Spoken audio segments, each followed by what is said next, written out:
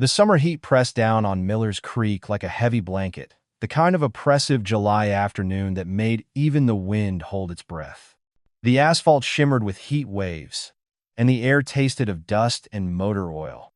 Outside Murphy's auto shop, 5 members of the Iron Wolves Motorcycle Club sat in whatever shade they could find, their Harleys lined up like chrome and steel sentinels in the filtered sunlight.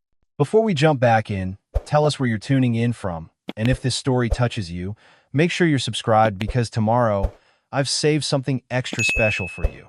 Cold beers sweated in their weathered hands as they talked about the long ride ahead to the coast, 300 miles of open road and freedom calling their names. The afternoon had that lazy, timeless quality that bikers live for, when the only sounds were the distant hum of traffic and the occasional rumble of a diesel truck on the highway. But their conversation stopped dead when they heard it, the sound of bare feet slapping against scorching asphalt, getting closer and closer. Fast, desperate. Then they saw her. A little girl, maybe 7 years old. Her blonde hair tangled and wild, tears streaming down her dirt-stained face. She wore a faded pink dress that had once been pretty, now torn at the sleeve and stained with something that looked like blood. She was running straight toward them like her life depended on it, her small chest heaving with each gasping breath.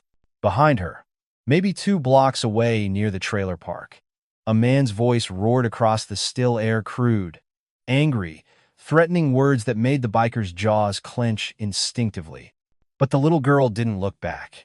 She just kept running, her bare feet leaving tiny prints of sweat and tears on the hot pavement until she collapsed right there in front of them, gasping for air between broken sobs. Her small hands clutched at Tank's boot, and when she looked up at him, her eyes were the kind of blue that reminded him of sky before a storm, beautiful but terrified. If you believe that real heroes don't always wear badges, that courage can come from the most unexpected places, and that sometimes the strongest people are the ones willing to protect the innocent when no one else will, then please take a moment to like, comment, share, and subscribe to our channel. And tell us in the comments where you're watching from tonight, because this story will remind you that angels sometimes ride motorcycles, and that brotherhood means standing up for those who can't stand up for themselves. Your support helps us share stories of courage and compassion that deserve to be heard. The leader of the group was Thomas "Tank" Morrison, a man whose presence commanded respect without him ever having to ask for it. 43 years old, with graying temples and hands scarred from years of honest work and a few dishonest fights. His leather vest bore patches earned through decades on the road, and a heart that had seen too much cruelty in this world but never stopped believing in doing what was right. Tank had grown up in foster care himself, bounced between homes where nobody really wanted him. He knew what it looked like when a child was scared, really scared, the kind of fear that goes bone deep and changes you forever. And this little girl, her terror was written in every line of her trembling body. Beside him sat Miguel Wrench Santos, the club's sergeant-at-arms, a quiet man with gentle eyes who fixed motorcycles the way a surgeon operated with precision and care. He had 3 daughters of his own, and seeing this child in distress made something protective and fierce rise up in his chest. Preparing and narrating this story took us a lot of time, so if you're enjoying it, subscribe to our channel. It means a lot to us. Now back to the story. There was Danny Diesel O'Connor, barely 25, but already carrying himself with the steady confidence of a Jashin's man who'd found his place in the world. He joined the Iron Wolves 2 years ago after his tour in Afghanistan, seeking the brotherhood he'd lost when he came home to a country that didn't quite know what to do with its returning soldiers. Next to him was Marcus "Bear" Thompson, a mountain of a man with arms like tree trunks and a voice that could shake windows when he laughed, which was often. But Bear had a soft spot for kids that was legendary among the club. He volunteered at the local children's hospital every Christmas, dressed as Santa Claus, his leather vest hidden under the red suit.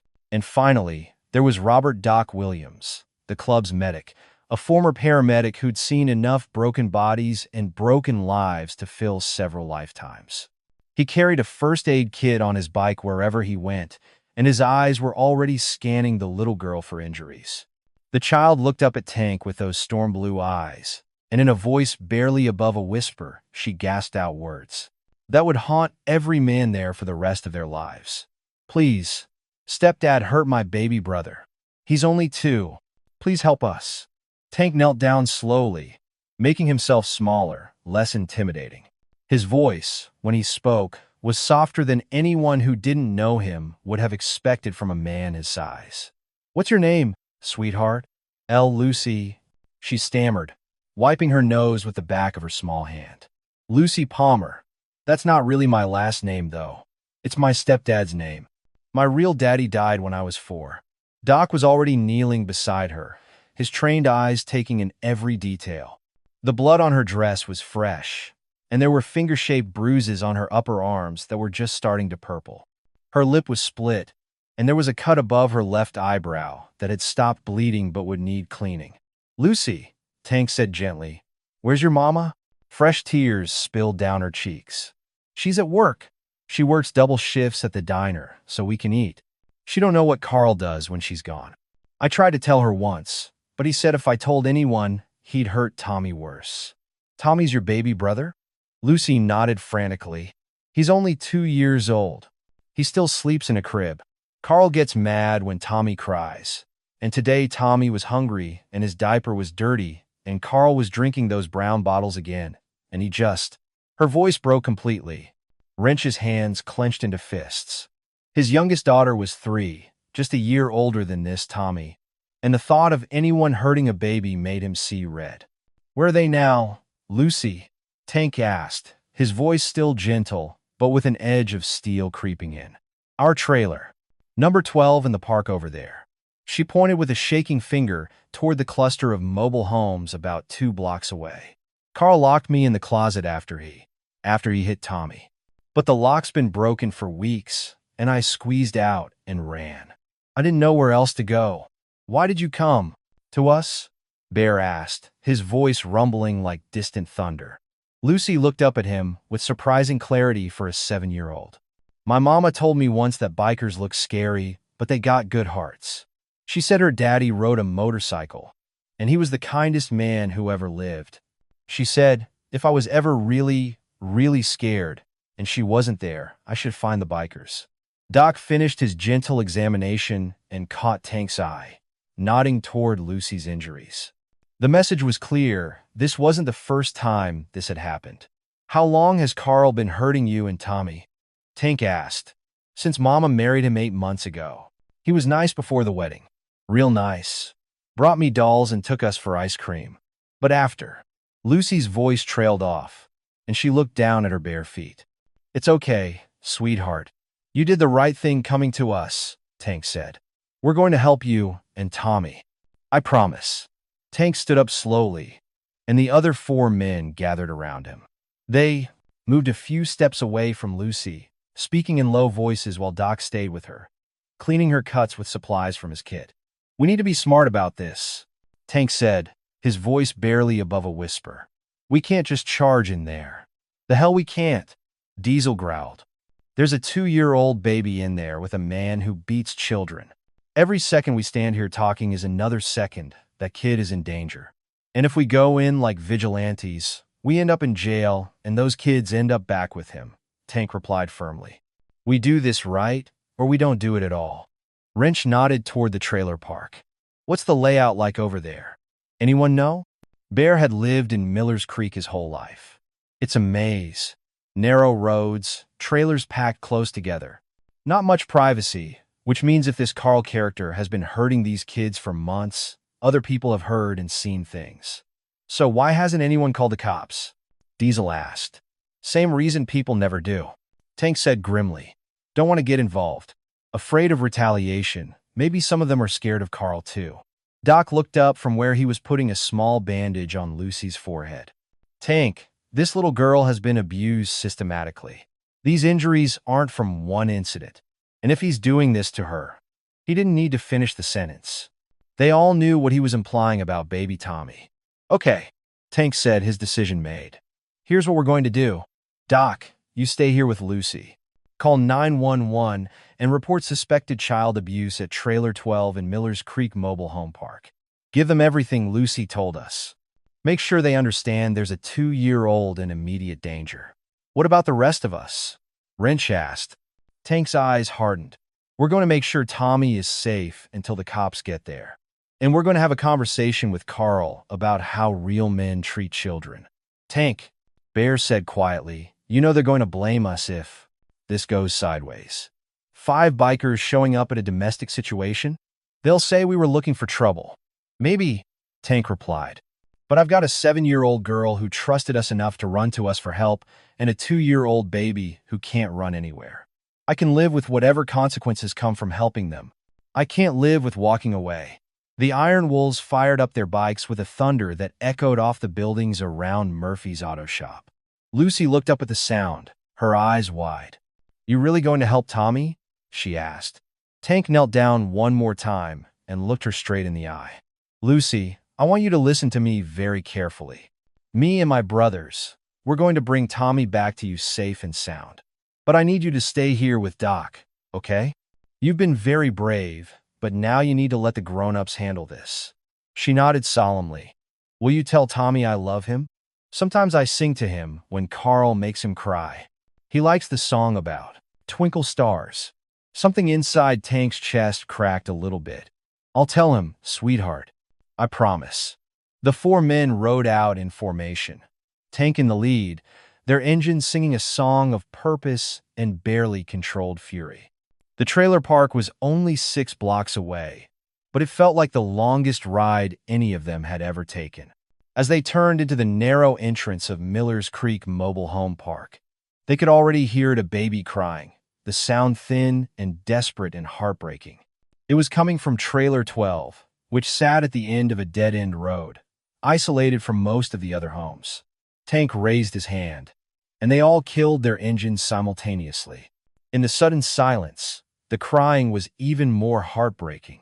But underneath it, they could hear something else, a man's voice, slurred with alcohol, shouting profanities at a 2-year-old child.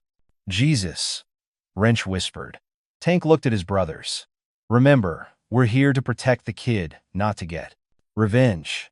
We keep our hands clean, but we make sure that baby is safe. They dismounted and walked toward Trailer 12. The front door was hanging open, and through the torn screen door, they could see into the dim interior. What they saw made every one of them clench their fists. Carl Palmer was not a big man, maybe 5'8" and thin in the way that suggested too much alcohol and not enough food. But he looked enormous compared to the tiny boy cowering in the corner of the living room. Baby Tommy was pressed against the wall, his face red from crying, wearing nothing but a diaper that clearly hadn't been changed in hours. The trailer was a disaster, empty beer bottles everywhere, food rotting on dirty plates, the smell of cigarettes and stale alcohol so thick it made the air hard to breathe. This wasn't just neglect. This was a home where children were surviving, not living. Carl was swaying on his feet, a fresh beer in one hand, pointing the other at Tommy and screaming at him to shut up. The baby's cries were the desperate, hopeless sound of a child who had learned that no one was coming to help. Tank stepped up to the screen door and knocked 3 solid, measured knocks that somehow managed to sound like both a request and a demand. Carl spun around, nearly losing his balance. Who the hell? His voice died when he saw the 4 leather-clad men standing on his porch. Carl Palmer? Tank asked, his voice calm, but carrying the kind of authority that made smart men pay attention. Yeah, what's it to you? We need to talk. About Lucy and Tommy. Something flickered across Carl's face, guilt, fear, or maybe just the calculating look of a man trying to figure out how much trouble he was in. I don't know what that little brat told you, but she's a liar. Always making up stories, trying to get attention. Bear's jaw tightened, but he stayed silent. In the corner, Tommy had stopped crying and was staring at the strangers with a kind of desperate hope that only children can manage. Carl, Tank said, stepping closer to the door, I'm going to come inside now. We're going to sit down, and you're going to tell me why a 7-year-old girl ran 2 blocks in bare feet to beg strangers for help. You can't just, this is my house. You got no right. Tank opened the screen door and stepped inside. The other 3 followed, filling the small space with their presence. Carl backed up instinctively, his beer-fueled bravado evaporating. You're right, Tank said quietly. This is your house. But these children? They're not your property. They're human beings who deserve to be safe. Wrench had moved toward Tommy, kneeling down a few feet away from the toddler. The little boy looked at him with eyes too old for his face, eyes that had seen too much fear. Hey there, buddy, Wrench said softly, the same voice he used with his own daughters. My name's Miguel. Your big sister Lucy sent us to check on you. At the mention of Lucy's name, Tommy's face crumpled, and he reached out with both arms toward Wrench. It was a gesture so trusting, so desperate for comfort, that it took everything Wrench had not to simply scoop the child up and carry him away from this place forever. Tommy's fine, Carl said, but his voice lacked conviction. Kids cry. That's what they do. Doc had been silently taking in the scene, the conditions, the smell, the bruises he could see on Tommy's tiny arms and legs. As a former paramedic, he'd seen child abuse before, but it never got easier. When's the last time this baby had food? Doc asked. He ate. He had. Carl couldn't seem to finish the sentence. Diesel moved to the kitchen area and opened a refrigerator. Inside was a case of beer, some moldy leftover pizza, and a carton of milk that smelled sour even from 3 feet away. There's no food here, Diesel said flatly. No formula, no baby food, nothing. In the distance, they could hear sirens faint but getting closer. Tank's call to 911 was bringing help, just as planned. Those sirens coming here? Carl asked, his voice suddenly shaky. Yeah, Tank said. They are. And when they get here, you're going to tell them the truth about what's been happening to these children. I never touched them. They're clumsy kids. They fall down. Carl. Tank's voice cut through the excuses like a blade. I've got a 7-year-old girl with fingerprint bruises on her arms and a split lip. I've got a 2-year-old baby who's terrified to be in the same room with you. I've got neighbors who are going to tell the police about all the screaming and crying they've heard coming from this trailer. The sirens were getting closer now. Carl's face had gone pale, and his hands were shaking. I don't feel good, Carl mumbled, sitting down heavily on the couch. I've been drinking. I ain't been myself lately. No, Tank said, his voice hard as iron. This is exactly who you are. You're a man who hurts children because they can't fight back. You're a coward who takes out his problems on babies. The first police car pulled into the trailer park with its lights flashing, but siren turned off a small mercy that meant they weren't treating this as a hostile situation. 2 officers got out, followed by a third car carrying a social worker and a paramedic. Tank met them at the door. Officers, I'm Thomas Morrison. One of my people called about suspected child abuse at this address. The lead officer, Sergeant Patricia Hayes, was a 20-year veteran who'd worked more domestic abuse cases than she cared to count. She looked at the 4 bikers, then at Carl Palmer cowering on his couch, and her experienced eyes took in the situation quickly. Where are the children? She asked. The little girl, Lucy, is safe at Murphy's auto shop about 6 blocks from here with our medic, Tank explained. The baby is inside. 2 years old, name's Tommy. He's been hurt. Sergeant Hayes nodded to the paramedic, who moved past the bikers toward Tommy. The toddler, who had been terrified of Carl, went willingly into the paramedic's arms. Sir, the paramedic said to Doc, recognizing a fellow medical professional. Do you have any observations about the child's condition? Doc stepped forward. Dehydration, probable malnutrition, multiple contusions in various stages of healing. The little girl has defensive wounds on her arms and fresh facial injuries. Both children show signs of systematic abuse. The social worker, a tired-looking woman named Janet Collins, was already taking notes and photographs. She'd seen plenty of these cases, but the conditions in this trailer were among the worst she'd encountered. Mr. Palmer, Sergeant Hayes said, I need you to stand up and put your hands behind your back. Wait, Carl stammered. I can explain. I've been under a lot of stress, lost my job last month, been drinking too much. But I didn't mean to. You have the right to remain silent. Sergeant Hayes began, and the familiar words of the Miranda warning filled the trailer. As Carl was being handcuffed, Tank approached Sergeant Hayes. "Officer, these children are going to need somewhere safe to stay tonight. Their mother works at the diner. She doesn't know about any of this." "We'll contact her," Hayes replied. "And yes, the children will go into protective custody until we can sort this out. You men did the right thing calling us." She paused and looked at Tank more carefully. "You're the Iron Wolves, aren't you? I've heard of your club. You run that charity ride every Christmas." "Yes, ma'am." "Well, I want you to know that your actions today probably saved that baby's life. Maybe both their lives." An hour later, back at Murphy's auto shop, Lucy sat in the passenger seat of Sergeant Hayes' patrol car, holding baby Tommy in her lap. The little boy had been cleaned up, fed, and examined by the paramedic. He would need medical attention, but he was going to be okay. Lucy looked up at Tank through the car window. "Is Carl going to jail?" "Yes, sweetheart. He is." "Good," she said with the fierce satisfaction of a child who'd finally seen justice done. "Will me and Tommy get to stay together?" Tank knelt down beside the car.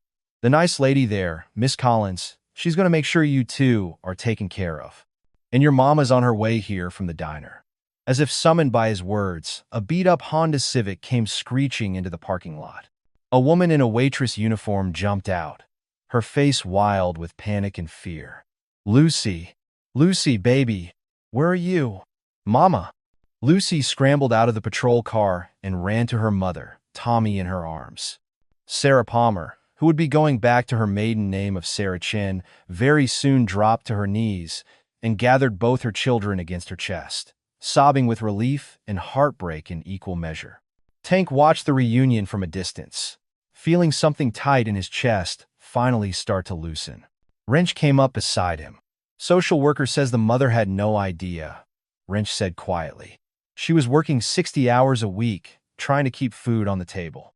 Carl always seemed fine when she was around." "Classic abuser pattern," Doc added, joining them. "They're masters at manipulation. She's probably been questioning her own sanity for months, wondering why the kid seemed scared when she couldn't see a reason for it." Sarah approached them after speaking with a social worker and police. Her eyes were red from crying, but her voice was steady. "I don't know how to thank you," she said. "Lucy told me what you did, how you kept them safe." "You don't need to thank us," Tank replied. "We just did what anyone should do." "No," Sarah said firmly. "Not anyone would have done what you did. Not anyone would have listened to a scared little girl and believed her. Not anyone would have dropped everything to help strangers." She paused, looking at each of the men. "Lucy said you promised her that bikers have good hearts." She was right. 2 weeks later, the Iron Wolves rolled back through Miller's Creek on their way home from the coast. They stopped at Murphy's auto shop, partly for gas and partly because they couldn't help themselves. They needed to know how Lucy and Tommy were doing. The social worker had done her job well. Carl Palmer was in jail awaiting trial on multiple charges of child abuse. Sarah had moved out of the trailer and into a small apartment across town with help from a local women's shelter. She was still working at the diner, but now she had reliable childcare and a support system that knew what to watch for. Tank found himself driving past Sarah's new apartment, just to check. He didn't plan to stop, didn't want to intrude on their new life, but as he slowed down, he saw a small figure sitting on the front steps. Lucy. She spotted his bike and came running, her blonde hair flying behind her, but this time she was smiling. This time, she wasn't running from something, she was running towards something. Tank, you came back." He pulled over and killed the engine, kneeling down as she threw her arms around his neck. "Hey there, sunshine. How are you doing?" "Good. Really good. Mama got a promotion at the diner, and Tommy's talking more now.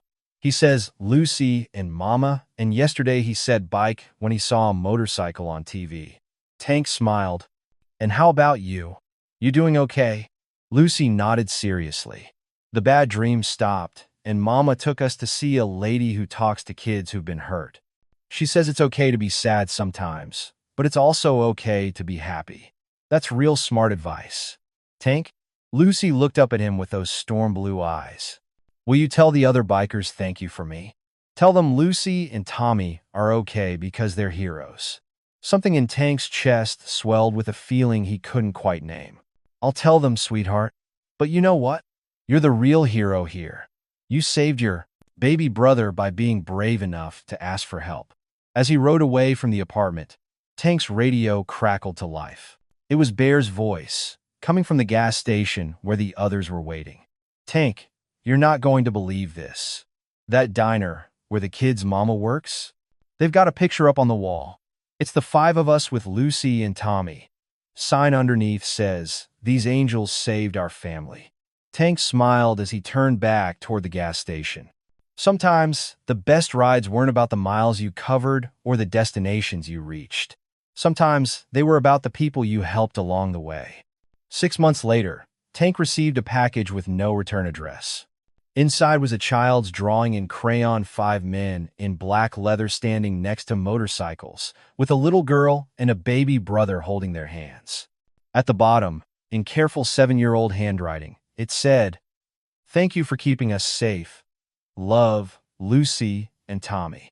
Folded inside the drawing was a warning note from Sarah. Tommy's first word after Mama and Lucy was bike. The therapist says, "Children remember the people who make them feel safe. You and your brotherhood gave my children back their childhood. That's a gift I can never repay, but I wanted you to know that Lucy still tells everyone about the day the angels on motorcycles came to save her baby brother." Tank pinned the drawing to the wall of the clubhouse, right next to the Iron Wolves charter. It stayed there for years, a reminder that sometimes the most important thing you can do with your strength is use it to protect those who don't have any. Because real brotherhood isn't just about the men who ride beside you on the open road. It's about standing up for anyone who needs protection, even if they're strangers, even if it's dangerous, even if the world might not understand. Sometimes heroes wear badges and uniforms. Sometimes they wear suits and carry briefcases. And sometimes they wear leather and ride motorcycles, carrying hearts big enough to shelter the whole world.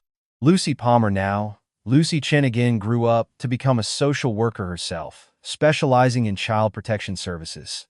She kept that picture Tank gave her on her desk, the one with his rough handwriting that said, "Keep your head up, sunshine."